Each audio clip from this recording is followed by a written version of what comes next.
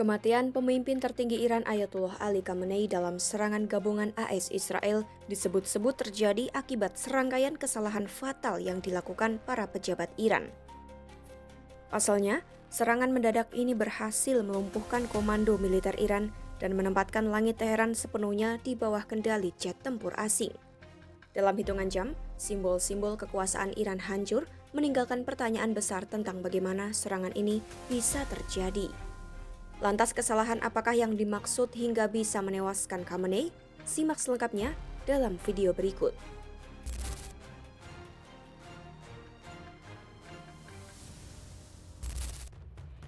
Melansir The New York Times, pemerintah Iran dikabarkan menarik pelajaran pahit dari Perang 12 Hari dengan Israel dan AS pada Juni 2025. Saat itu Israel berhasil menemukan beberapa pemimpin dan komandan teratas Iran yang bersembunyi jauh di bawah tanah. Pejabat keamanan Iran kemudian menyadari mereka bisa dilacak karena pengawal pemimpin Iran membawa ponsel. Menurut pejabat Iran dan Israel, kesalahan semacam ini membuat Khamenei sangat marah. Namun kesalahan yang dibuat Iran pada Sabtu 28 Februari 2026 disebut lebih fatal dibandingkan dengan kesalahan pada Juni 2025. Sehingga serangan terbaru terhadap kepemimpinan negara itu menjadi sangat mematikan.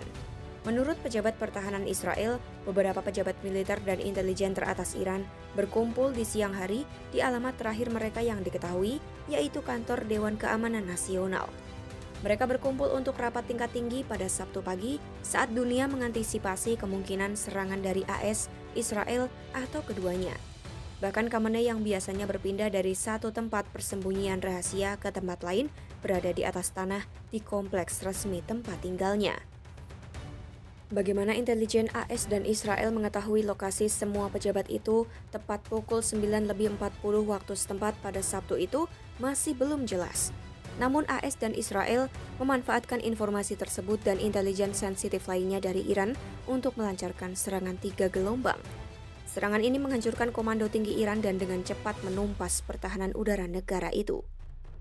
Serangan juga dilanjutkan dengan misi cari dan hancurkan terhadap sistem rudal balistik Iran, termasuk amunisi, peluncur, kru, gudang, dan fasilitas produksi.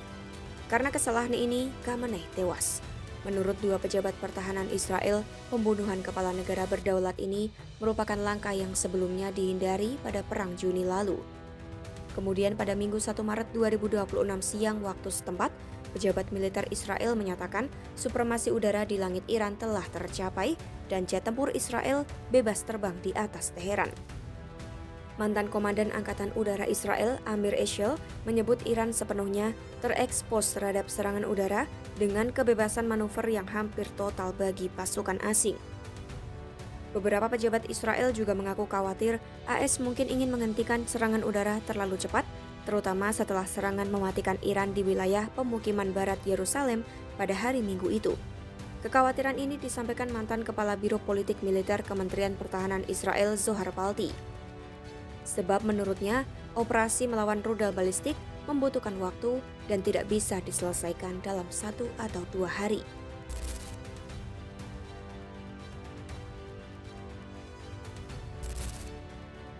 Serangan Sabtu itu bergantung pada banyak faktor termasuk unsur kejutan.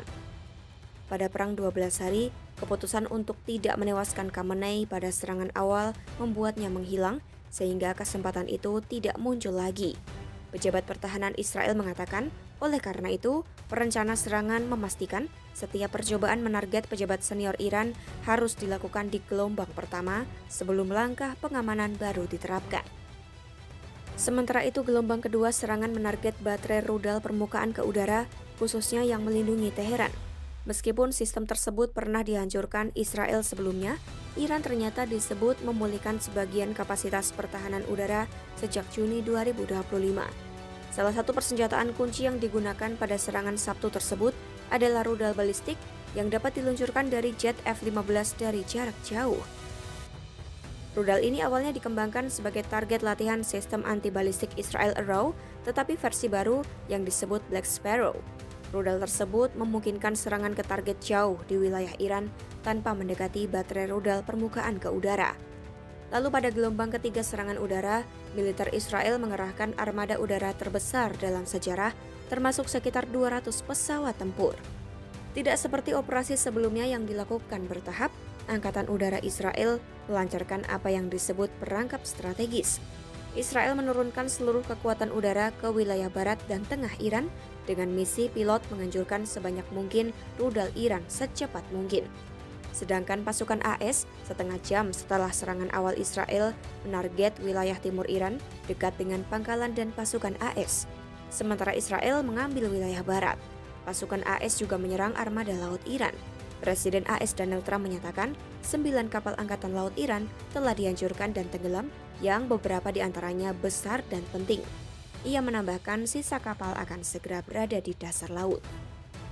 Dengan pertahanan udara Iran yang rusak parah, Israel disebut bebas menyerang target dan simbol pemerintahan di Teheran, termasuk pusat komando militer, markas IRGC, markas intelijen, pusat komando udara IRGC, dan markas keamanan internal. Israel dan AS juga memburu peluncur rudal balistik jarak jauh Iran, waspada terhadap serangan yang menewaskan warga sipil Israel di Beit Shemesh pada Minggu 1 Maret 2026. Mantan penasihat keamanan nasional Israel Eyal Hulata menilai koordinasi antara AS dan Israel selama serangan ini sebagai upaya besar komunitas intelijen kedua negara.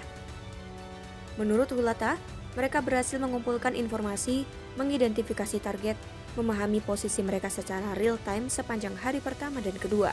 Kata dia, keberhasilan itu adalah sebuah kemajuan yang belum pernah terlihat sebelumnya. Berkumpulnya pejabat tinggi di siang hari, kurangnya perlindungan rahasia, dan pemulihan pertahanan udara yang belum optimal membuat Iran rentan dan langit Teheran sepenuhnya terekspos serangan udara. Kesalahan itu mengakibatkan simbol-simbol kekuasaan Iran hancur dalam waktu singkat, menunjukkan dampak dan kelalaian strategi dan keamanan. Peristiwa ini menegaskan betapa krusialnya koordinasi dan kesiapan dalam menjaga keamanan nasional. Pantau terus perkembangan konflik di Timur Tengah hanya di YouTube Kompas.com.